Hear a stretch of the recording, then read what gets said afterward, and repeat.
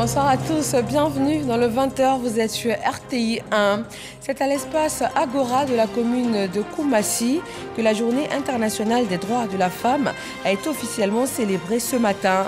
La marraine, la première dame Dominique Ouattara, a annoncé l'augmentation du fonds alloué aux femmes de Koumassi et elle les a exhortées à être des actrices du vivre ensemble.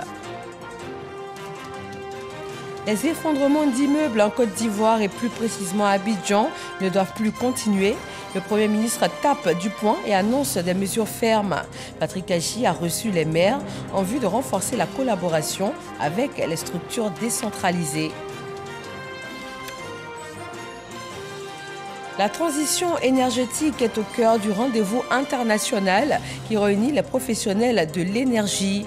La 40e édition se tient à Houston, aux États-Unis, cette année en présentiel après les restrictions liées au Covid. Le ministre ivoirien des Mines, du Pétrole et de l'Énergie conduit la délégation de la Côte d'Ivoire. Et puis la guerre en Ukraine, le président américain Joe Biden annonce ce mardi une interdiction des importations aux États-Unis de pétrole et de gaz russe, principale source de revenus du régime de Vladimir Poutine.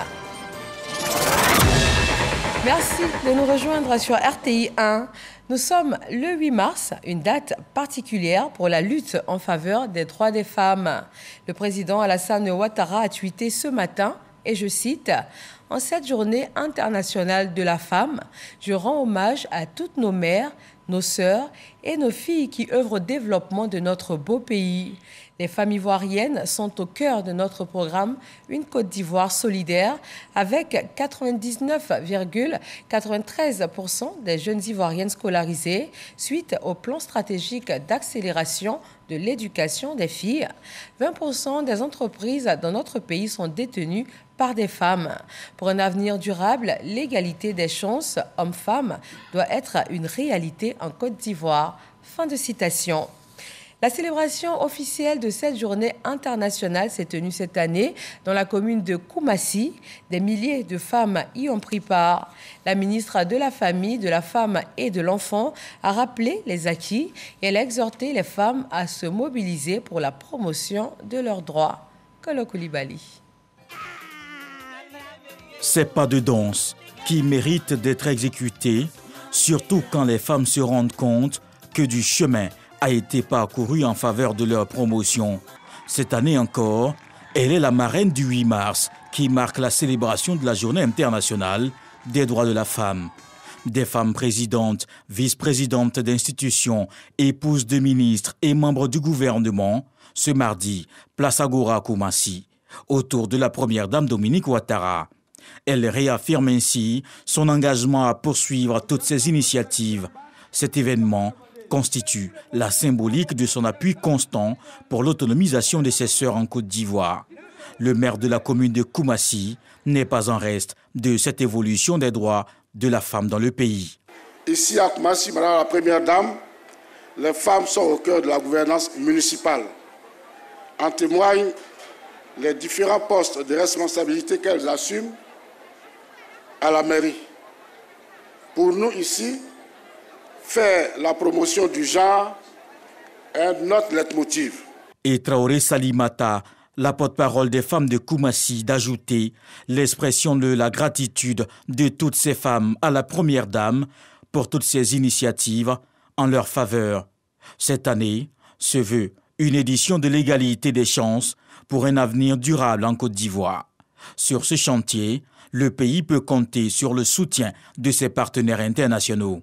En juillet prochain, la Côte d'Ivoire présentera son deuxième rapport volontaire national à New York lors du forum politique de haut niveau sur le développement durable du Conseil économique et social, avec un accent demandé sur 5 objectifs, dont celui concernant l'égalité des sexes et l'autonomisation de toutes les femmes et les filles. Le système des Nations Unies pour le développement se tiendra aux côtés du gouvernement de Côte d'Ivoire pour mener à bien un tel exercice. Quand elle prend la parole à son tour, c'est pour d'abord rappeler les acquis, dont la consécration de la parité dans la Constitution de 2016, mais surtout de préciser que la lutte en faveur de la promotion de la femme n'est pas terminée. Les droits de la femme progressent, mais notre mission première est de travailler sans relâche pour que toutes les dispositions légales en la matière soit une réalité palpable pour toutes nos sœurs de Côte d'Ivoire. Ainsi, pour impulser une dynamique nouvelle, il nous faut relever les nombreux défis qui subsistent et qui nous invitent toutes et tous à une plus grande mobilisation en vue de résultats encore plus probants à la hauteur des attentes du président de la République, son Excellence Alassane Ouattara. Le thème de la présente édition, égalité de chance pour un avenir durable en Côte d'Ivoire, sonne l'urgence de la mobilisation pour assurer la résilience des femmes face aux effets du changement climatique. Cette cérémonie était l'occasion de décorer cette personnalité dans l'ordre du mérite de la femme et de la famille, dont l'une d'entre elles n'a de cesse d'œuvrer au renforcement de l'autonomisation de la femme et l'éducation de la jeune fille et des enfants. C'est donc la médaille de son grade de commandeur à son cou que la première dame Dominique Ouattara, marraine de la 45e édition de la Journée internationale des droits de la femme, s'est adressée à toutes ces couches sociales mobilisées pour ce 8 mars. La femme occupe une place d'acteur de développement incontournable, acquise de haute lutte grâce à une présence active dans tous les secteurs d'activité. En effet, sur la femme repose l'équilibre de la famille et son statut de mère fait d'elle le garant de la stabilité de l'édifice social. Son importance est donc capitale. C'est pourquoi la défense des droits de la femme, la promotion de son autonomisation et de son bien-être demeure au cœur de nos préoccupations. En Côte d'Ivoire, sous la houlette de mon cher époux, le président Alassane Ouattara, premier avocat défenseur des femmes, la promotion de la femme est une priorité matérialisée par la Constitution de 2016. Depuis 2012, comme vous le savez, j'ai décidé d'accompagner mes sœurs de Côte d'Ivoire par la création et la mise en œuvre du Fonds d'appui aux femmes de Côte d'Ivoire, FAFSI, pour leur donner plus de chances de réussite. Ce fonds permet à 300 000 femmes de sortir 2 millions de personnes de la pauvreté. En ce qui concerne la commune de Koumassi, particulièrement, jusqu'à ce jour, un capital de 1 milliard de francs a été mis à la disposition de nos sœurs qui ont réalisé un excellent taux de remboursement de 96% et je voudrais les en féliciter. Aussi, mes chères sœurs de Koumassi, j'ai décidé de vous octroyer un financement additionnel de 300 millions de francs CFA ce jour, car je vous sais battantes et courageuses. Mes chères sœurs, je voudrais vous confier la mission de cohésion sociale que j'assigne à toutes mes sœurs de Côte d'Ivoire. La première dame Dominique Ouattara n'a pas dérogé à son sens élevé du partage. Ce sont des dons en nature, en vivres et en espèces qui ont été remis à toutes les femmes présentes et les familles vulnérables de Koumassi, le tout d'une valeur de 140 millions de francs CFA. Comment les femmes perçoivent-elles elles-mêmes l'évolution de leur situation en Côte d'Ivoire? En marge de cette célébration officielle, notre reporter Mahama Traoré leur a posé la question et de nombreux défis restent à relever selon elle. Suivons son reportage. En Côte d'Ivoire, les femmes ont le droit d'aller à l'école, de voter, de travailler, d'entreprendre, d'occuper des postes à responsabilité, d'intégrer les différents corps d'armée.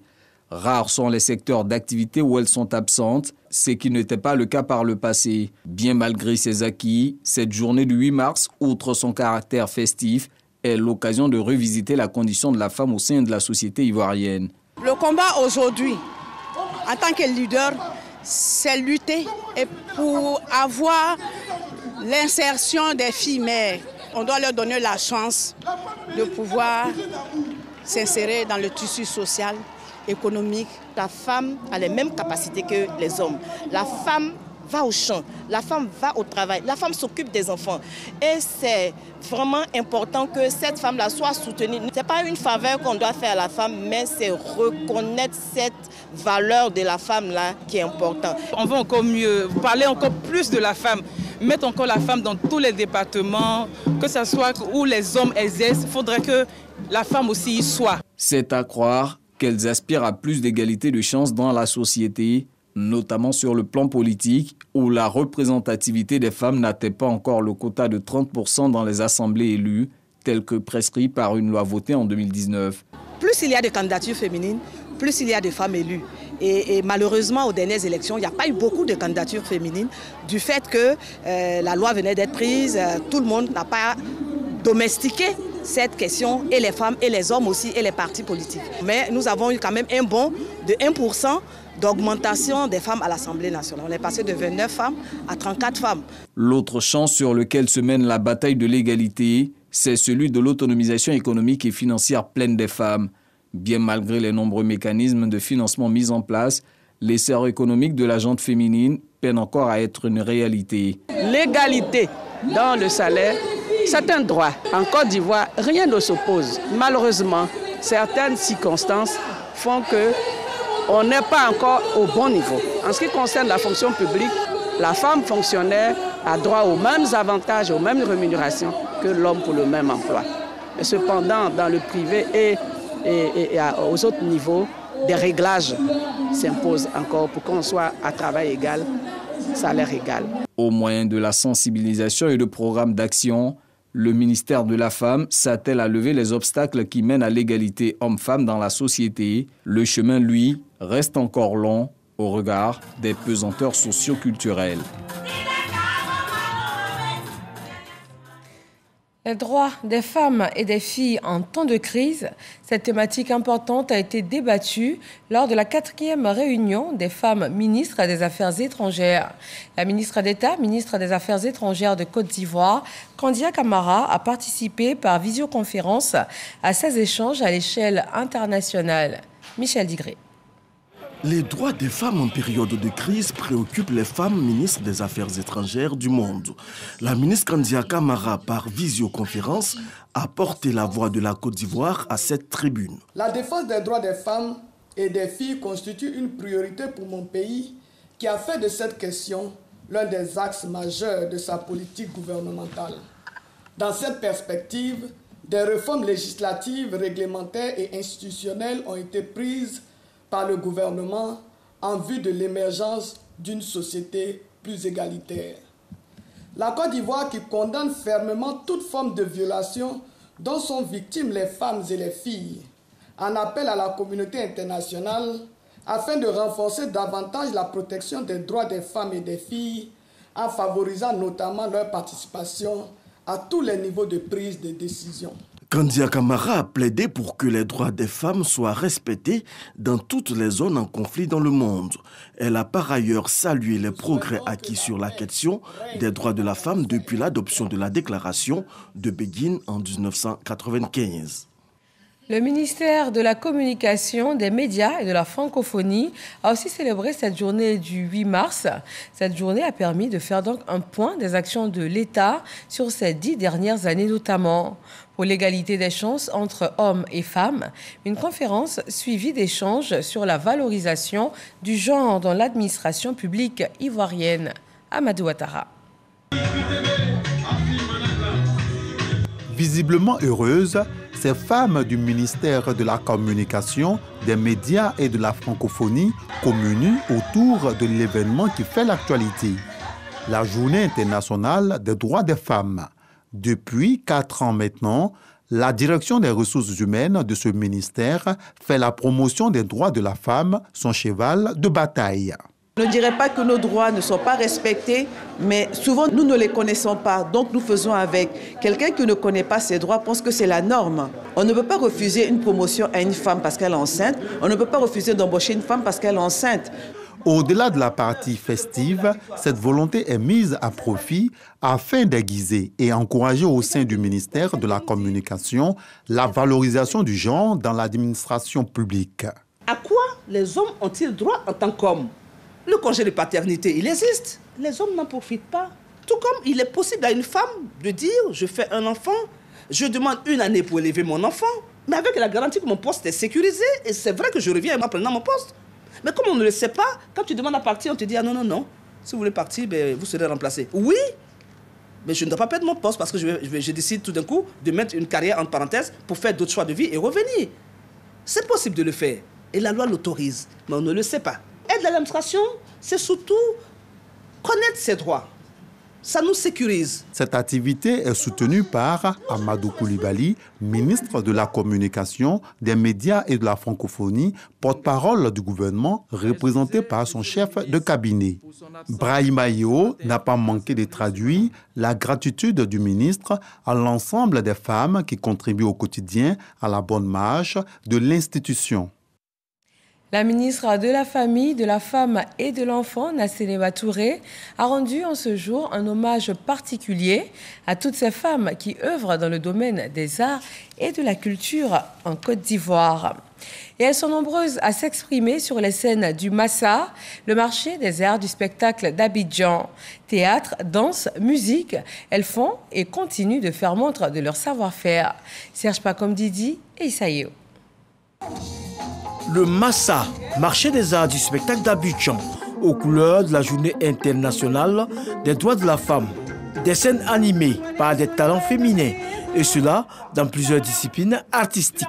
Adrienne Coutouan, Maïla Bombe, Amélie Wabei, Thérèse Bazé présente « On ne lâche pas l'affaire », une pièce écrite par Maïla Bombe.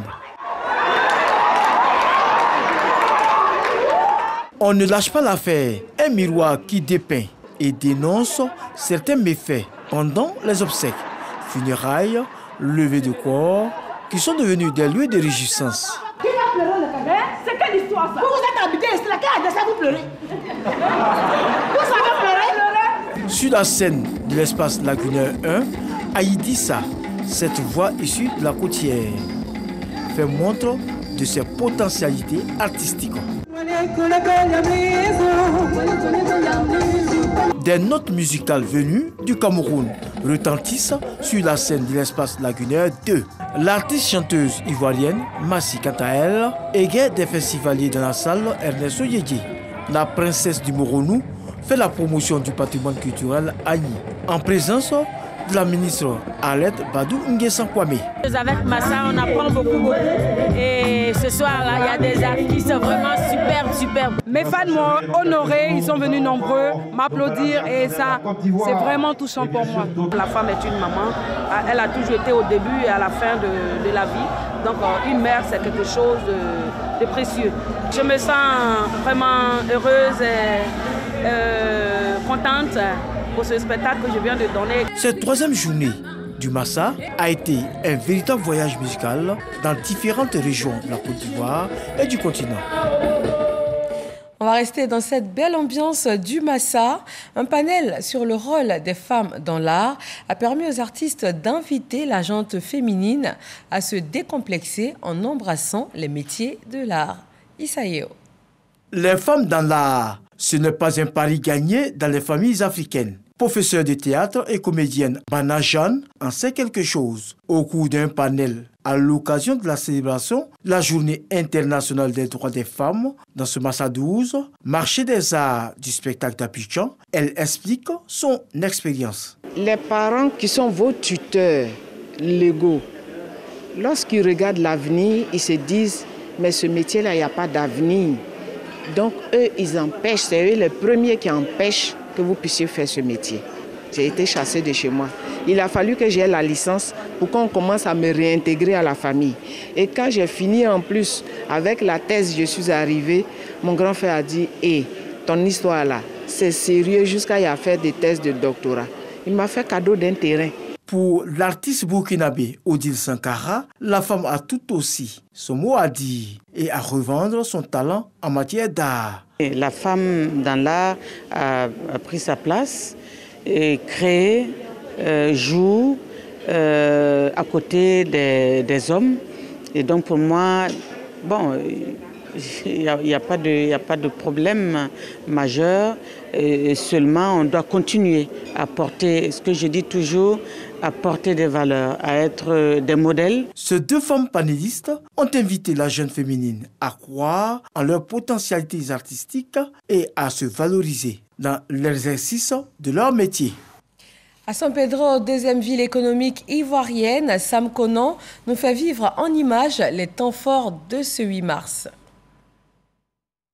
Célébration de la Journée internationale de la femme à San Pedro.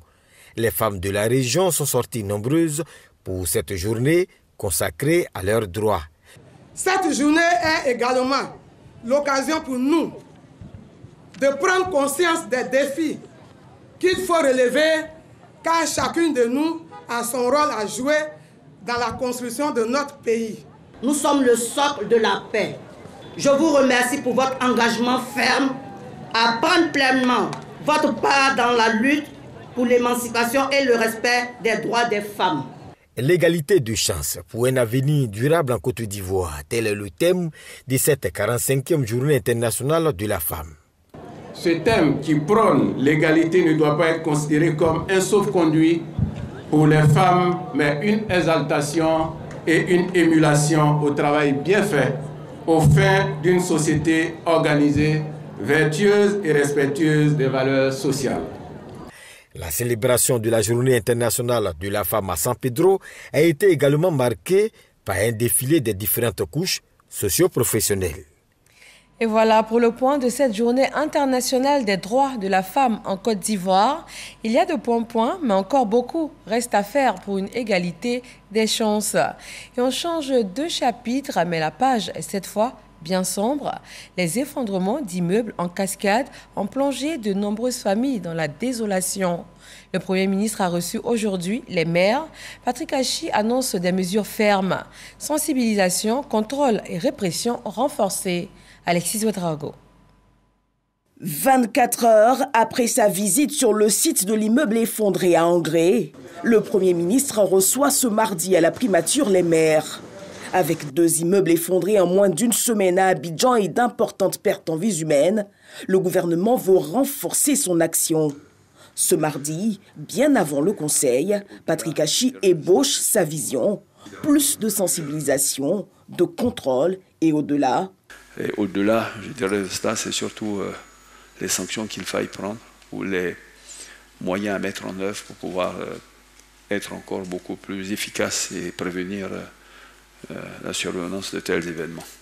Si le nombre de contrôles des constructions est passé de 2000 à près de 10 000 pour l'année 2021, avec un pic pour les démolitions, d'autres mécanismes appuyés sur la décentralisation doivent être activés.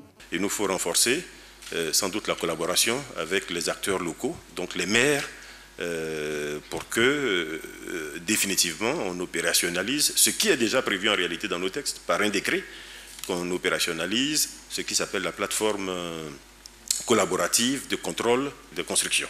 Les maires se disent engagés aux côtés de l'État. Prenant nos responsabilités de gestionnaire de cité, nous avons voulu être aujourd'hui une force de proposition au gouvernement. Expliquer notre disponibilité à participer à une plateforme qui va être mise en œuvre et réactivée dès la semaine prochaine, où nous allons prendre toute notre place dans la sensibilisation, dans la communication auprès de nos concitoyens, pour faire reculer l'incivisme et les incivilités. Nous allons prendre notre place dans le contrôle. Nous allons prendre nos places surtout dans la répression si nécessaire pour préserver des vies. Une action coordonnée avec plus de sensibilisation, plus de contrôle, mais surtout plus de répression pour éviter de nouveaux drames. À présent, le point du ministère de la Santé sur la situation de la Covid-19 en Côte d'Ivoire.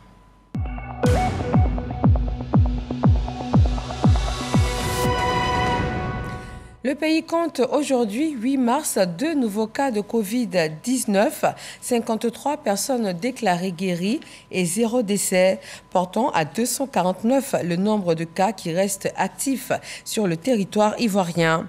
Un total de 10 382 419 doses de vaccins ont été administrées du 1er mars 2021 au 7 mars 2022. On part à Houston, aux États-Unis, pour le rendez-vous international des professionnels de l'énergie.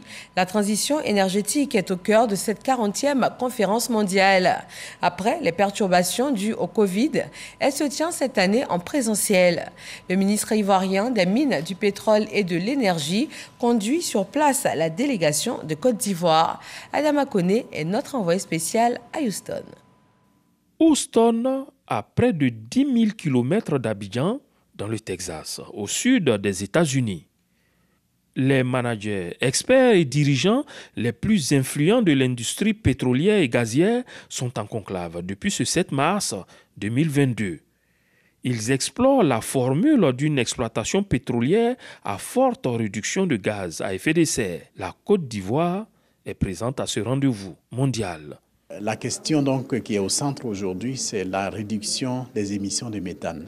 On sait que dans nos activités pétrolières, lorsque on est sur une plateforme, si on prend le cas de l'amont pétrolier, lorsqu'on est sur une plateforme et qu'on produit le pétrole brut avec du gaz associé, dans les installations, il y a des fuites de gaz.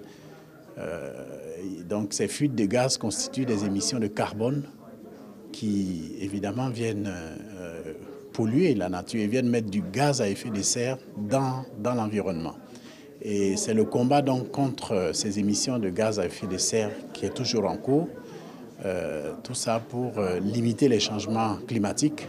Aussitôt la cérémonie d'ouverture achevée, le ministre des Mines, du Pétrole et de l'Énergie reçoit un groupement d'opérateurs. Il est 19h heure locale, soit 1h GMT. Les membres de l'OGCI, on a 12 compagnies membres aujourd'hui, y compris des compagnies nationales. En 4 ans, elles ont réussi à réduire de 30% leurs émissions de méthane grâce à des actions un peu volontaristes comme celle-ci. Là, notre objectif, comme Monsieur le ministre l'a rappelé, c'est d'étendre ces objectifs-là à d'autres compagnies qui sont non membres de l'OGCI. La solution, donc, c'est faire en sorte que toutes les grandes sociétés pétrolières qui opèrent dans le domaine signent un engagement par lequel donc toutes ces sociétés s'engagent à réduire considérablement, sinon annuler, ces émissions de méthane qui viennent aggraver la situation de carbone sur la planète. La conférence mondiale sur l'énergie, appelée CERAWeek, est à sa 40e édition après celle annulée de 2020 pour cause du coronavirus et celle de 2021, tenue par visioconférence. On va parler politique avec cette première réunion post-restructuration du RHDP. Tous les membres du directoire du Rassemblement des oufettistes pour la démocratie et la paix se sont retrouvés. Des questions d'exécution pratique de cette restructuration et les perspectives du parti ont fait l'ordre du jour. Sidonie Davila. C'est la toute première rencontre du directoire du Rassemblement des oufettistes pour la démocratie et la paix après sa restructuration le 28 février dernier. Présidée par Gilbert Kafana Koné, président du directoire du parti, cette réunion de prise de contact s'est muée en une séance de travail au cours de laquelle les questions de fond ont été abordées. Nous avons discuté un peu de tout et nous avons planté le décor par rapport à la suite. Après-demain, le secrétariat exécutif va se réunir pour donc leur donner également les informations par rapport au fonctionnement et aux perspectives que le président nous a proposées. C'est les consignes que nous donnons. Nous rappelons les missions du président, nous rappelons le contexte et nous nous mettons ensemble pour attaquer les problèmes qui ont été évoqués. Le directoire du RHDP n'oublie pas pour autant ses militants. Je voudrais les rassurer et leur dire que le président a désigné une équipe qui est disponible et qui est engagée à faire en sorte à ce qu'ils soient fiers de leur parti. Le directoire du RHDP est un organe chargé de conseiller le président du parti sur les grands choix stratégiques et de s'assurer de la mise en œuvre de ses décisions.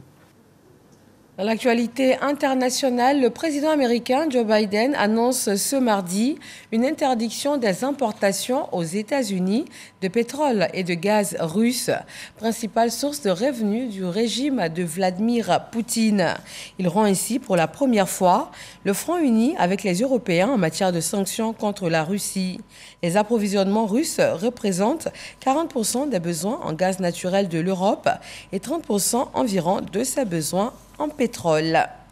Et c'est tout pour ce soir. Merci d'avoir suivi ce 20h largement consacré à la célébration du 8 mars, une date qui met en lumière les avancées et aussi les batailles encore à mener pour la fin des inégalités hommes-femmes. Et sur le plan politique, les femmes sont-elles prêtes pour l'application de la loi sur le quota? Restez sur RTI 1, cette question est au cœur du débat politique ce soir, présenté tout à l'heure par Eliane Hervaux. Bonsoir à tous.